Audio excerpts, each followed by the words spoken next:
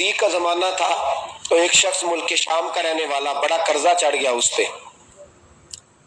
تو وہ حضرت ابو بکر صدیق کے پاس آیا، کہنے لگا آپ امیر بھی ہیں اور امیر بھی ہیں، دونوں باتیں، ایک امیر یہ ہے کہ مسلمانوں کے سربراہ ہیں، اور دوسرا اللہ نے آپ کو مال و دولت بھی عطا فرمایا ہے، تو میرے اوپر وہ قرضہ چڑھ گیا تو مہربانی فرمائے۔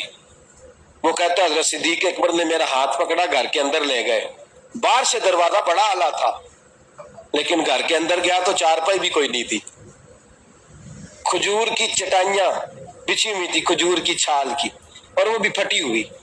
فرماتے سیدنا صدیق اکبر نے بٹھا لیا مجھے، اور مجھے کہنے لگے یار تجھے ایک عجیب بات نہ بتاؤں؟ تو بتائیے۔ فرمانے لگے 3 دن ہو گئے میں نے اناج کا دانہ بھی نہیں کھایا، کھجور کے اوپر گزارا کر لیتا ہوں، میں آج کل حالات میرے ٹھیک نہیں ہیں۔ لگا جی پھر میں کیا کروں؟ تو آپ فرمانے لگے تو عثمان غنی کے پاس جا۔ اس کے پاس شخص کہنے لگا جی مجھے تو بہت سارے پیسے چاہیے۔ تو آپ نے فرمایا تیری سوچ وہاں ختم ہوتی ہے جہاں سے عثمان کی سخاوت شروع ہوتی ہے، تیری سوچ وہاں تو جو سوچتا ہے نا اتنے ملیں گے، تیری ختم ہوتی ہے سوچ جہاں سے عثمان کی سخاوت شروع ہوتی ہے، تو جا۔ کہنے لگا جی آپ کا نام لوں؟ فرمایا ضرورت ہی نہیں پڑے گی، جی میں ذکر کروں گا کہ مجھے امیر المومنین نے بھیجا۔ فرمایا ضرورت ہے، صرف اتنا تو جا کے بتانا کہ میں مقروض ہوں اور رسول اللہ کا نوکر ہوں صلی اللہ علیہ، اتنا بتانا کہ مسلمان ہوں، مصطفیٰ کا غلام، بس، اور کسی اضافے کی ضرورت ہے؟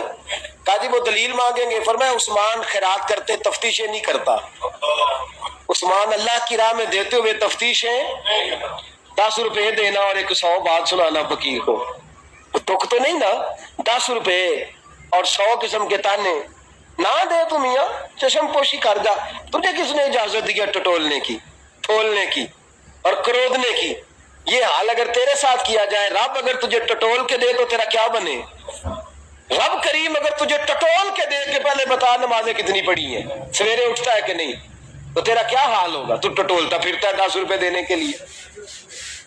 حضرت عثمان غنی کی عادت نہیں، وہ شخص کہتا ہے میں چلا گیا، پوچھتا پچھاتا دروازے پہ پہنچا، دروازے پہ دستک دی تو حضرت عثمان غنی کے اندر سے بولنے کی آواز ہے، اپنے بچوں کو ڈانٹ رہے ہیں، کہتے ہیں او یار تم لوگ شہد کے اندر، دودھ کے اندر شہد ملا کے پیتے ہو، خرچہ تھوڑا کم کرو، اتنا خرچہ تم نے بڑھا دیا ہے، تم دودھ کے اندر دودھ بھی میٹھا شہد بھی میٹھا، ایک چیز کھا لو، کو بیمار ہو 2 چیزیں استعمال کرتے ہو۔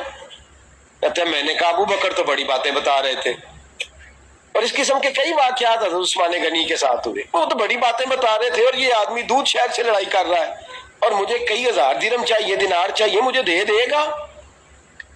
فرماتے ہیں اب وہ ڈانٹ کے باہر آئے، میں دروازے پہ تھا، آتے ہی کہنے لگے میں آیا نا تو جب میں نے السلام علیکم کہا تو وہ سمجھ گئے میں مسلمان ہوں۔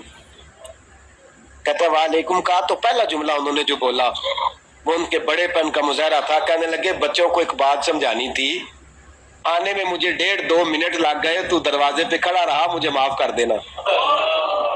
بڑے لوگوں کی بڑی باتیں، بڑے لوگوں کی بڑی باتیں، اتنا بڑا قد ہے اتنا بڑا اخلاق ہے۔